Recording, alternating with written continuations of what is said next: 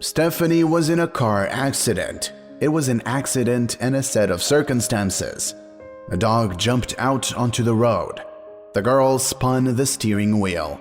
A skid, a bump, and then she was thrown from the car. She was laying on the side of the road, and a girl was bustling around her. She was on the phone calling for emergency services. Stephanie saw that next to her was her expensive watch, which had come off her hand. She also remembered the $5,000 in her locker. Why hadn't she transferred it by bank transfer, and what would happen to it now?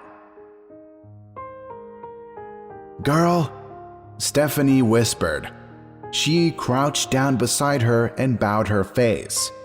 "There's money in the car," she whispered, fainting.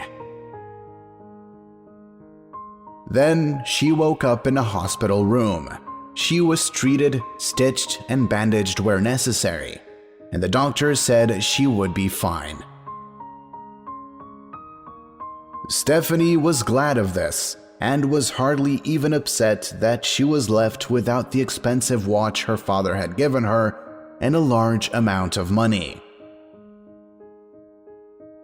She thought it was the universe's price for keeping her alive. But what was her surprise when she arrived? "Hello, my name is Isabella." The girl smiled embarrassedly. "I'm sorry it took me so long to come, but don't worry, I have all your money and your watch too. I was afraid to take it to the hospital. But if you tell me to bring it, I'll bring it all today, here, or give it to your relatives."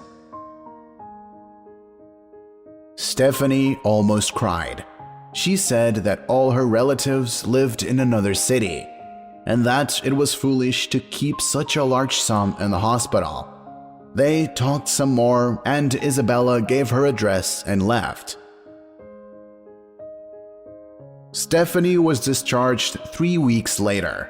She bought a cake and went to the address. The apartment block where Isabella lived was bad. The entryway of the block of flats smelled damp and was filthy. Isabella opened the door of a small apartment. She invited Stephanie in, and Stephanie immediately noticed that the inside was poor but clean. A girl of about 3 ran up to meet her. Isabella led her guest into the kitchen and put watch and money on the table. They got to talking. It turned out that Isabella had come here with her boyfriend, and when she got pregnant, he left them and disappeared. Isabella mopped the floors in the offices at night, and her daughter stayed with a neighbor. Stephanie stayed a little longer, took the money, and left. She got back to her car and couldn't hold back the tears. The woman jumped out and ran back to the girl's apartment.